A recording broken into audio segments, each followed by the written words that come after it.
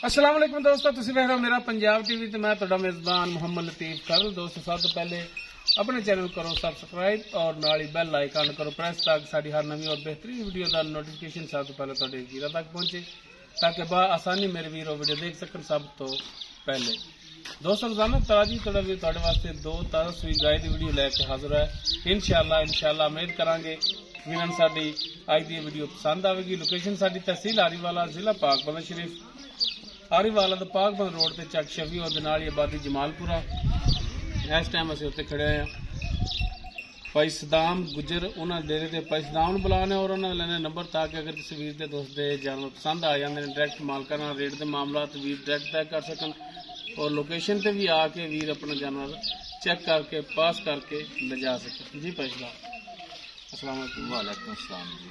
जी भाई सलाम दो अपना नंबर 0342 67 57 815 0342 6757 ठीक हो गई व्हाट्सएप कॉल। हाँ जी ठीक हो गई जी दोस्तों, नंबर और लोकेशन आ गई मालका ते जनाब हुण करो हाँ तसलियां जानवरां दियां। नंबर एक ते गाय जी ताज़ा सूई है, पिछे बच्ची बच्चा पिछे दोस्तों इसके बच्चा है, मारंगा ही बच्चा है मुकम्मल। इसका कद वीर देख सकते हैं, रंग नस्ल जात वीरां दे सामने बच्चा ठाया जी जनाब। माशाल्लाह शाह काला थान लग्या होया वैड़ नूं, पहलन वैड़ आ मूंह खीरी है ए बच्चा है बच्ची है माशाल्लाह। और माशाल्लाह सोहना काला थान, मुठ पर विरलां दे थान वो वीरां दे सामने। माशाल्लाह सोहना लिबास बनाया, सोहना थान लगे कोई भाल शल नहीं। माड़ा तुर पेगी बच्चे बगैर बच्चे बड़ा तेज करती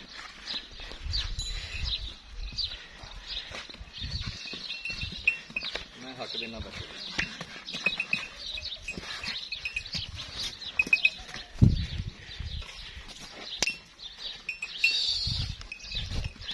टिफिन भी देख सकते तसली कर सकते माशाल्लाह हर टाइम बिल्कुल ठीक है। साडे आपदे इलाके दा तोहफा साहिवाल जर्सी दा क्रॉस।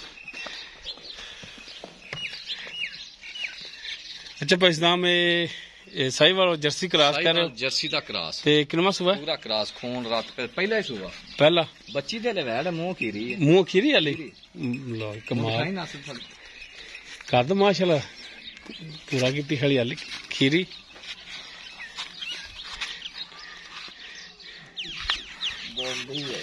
दोंदी है ठीक होगा जी। ते कदों सुई है?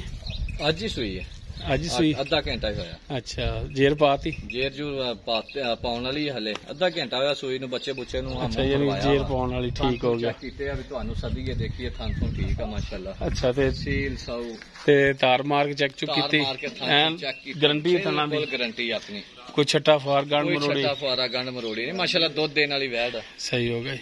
बाकी हुन पहले ना हैगी बड़ा वैड़ ते रात नाल ही हां जी बाकी दुध ते हुन नसीबां दा ते की हुन दा प्यार मोहब्बत है सिर्फ 1,95,000 रुपया।